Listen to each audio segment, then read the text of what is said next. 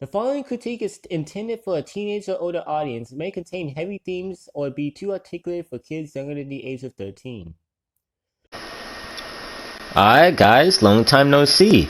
I know what some of you may be saying, what are you talking about? You've been pretty active in your MCU reviews. Yeah, sorry to burst your bubble, but those videos were edited and scheduled all the way back in December. The last thing I recorded at the time of this video was my Crash Bandicoot 2 playthrough, which was a month ago. So I know what some of you may be asking, why? Why have I been taking such a long break? Well, to put it shortly, I've just been feeling severely burnt out lately. Don't ask why, but I just haven't been as excited to make videos as I used to.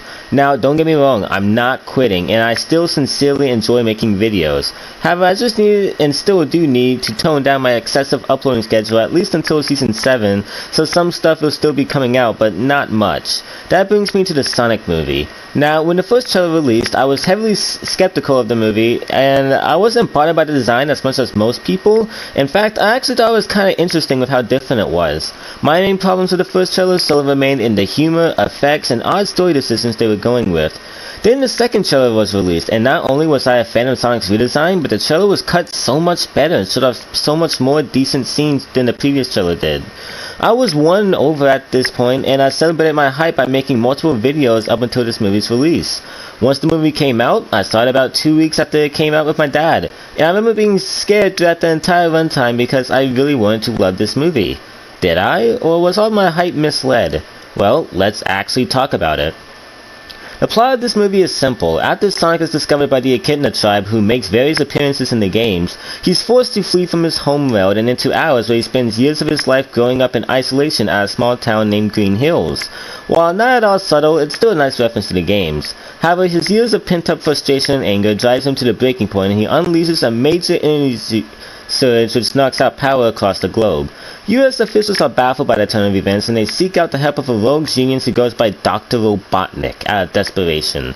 Sonic is discovered by the local sheriff Tom, and the two unlikely friends must travel to San Francisco to collect Sonic's stash of magic rings that will allow him transportation to an alternate dimension which will serve as a safe haven. However, on our character's journey, they will be pursued by the crazed Dr. Robotnik, who wants to capture and experiment on Sonic dead or alive. Now, it should be clear by now that this is a fish out of water story, and in my experience of fish out of water stories, it can either be done really well or done terribly. Thankfully, this movie falls on the positive side of the spectrum. All the human characters are likable. Sonic's somewhat lack of understanding about our world is presented as a charming character trait, not the entire basis of his personality, and overall, the movie doesn't waste its time with jokes a third grader could come up with, despite this being a kids movie. In fact, speaking of the humor in this movie, even when it's not being funny, is at least charming. There's no excessive amount of obnoxious jokes, and it doesn't overuse pop culture references. Don't worry, this isn't Alvin and the Chipmunks. The humor in this movie is fun and charming. In fact, speaking of pop culture references, this movie does have a fair share of them, but they're used in a fun and charming way, not to get a cheap laugh out of the audience. With the humor out of the way, let's finally get into the characters. Stop me now.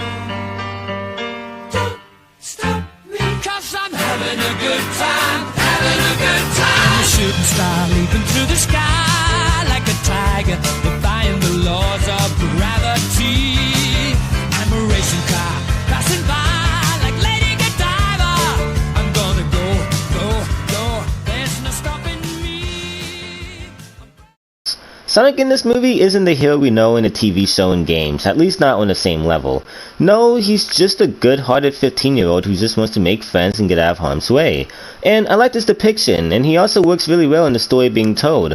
While I obviously prefer the inspiring, laid-back, heroic version we see in the games and shows, this version is pretty cool too, since it makes him more relatable and gives him more room to grow as a character. However, my definitive version of Sonic's character is the one we see in Sonic X and the adventure games. That version to me was the perfect mix of heroic and inspiring, but imperfect and overconfident. But I'm getting off track, I should probably save that for my Sonic X review. Let my heart and my soul, you see that I ran. Rings of gold and awards sit on my nightstand. I've got something they want, but it's mine again. Next is Tom.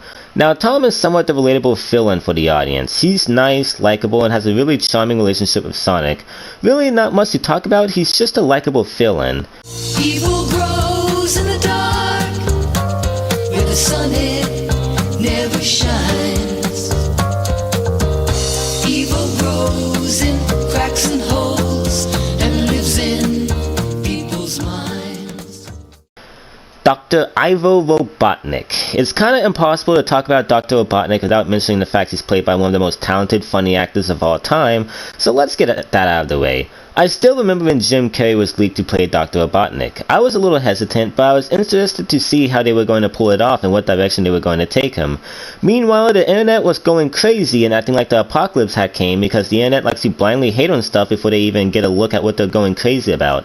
However, I'm pleased to announce that Robotnik was great in this movie. He's an insanely egotistical, unhinged man who's obsessed with evolution and science. It's an interesting take on a character who's usually, while still pretty likable, is one-dimensional in usually everything he's portrayed in.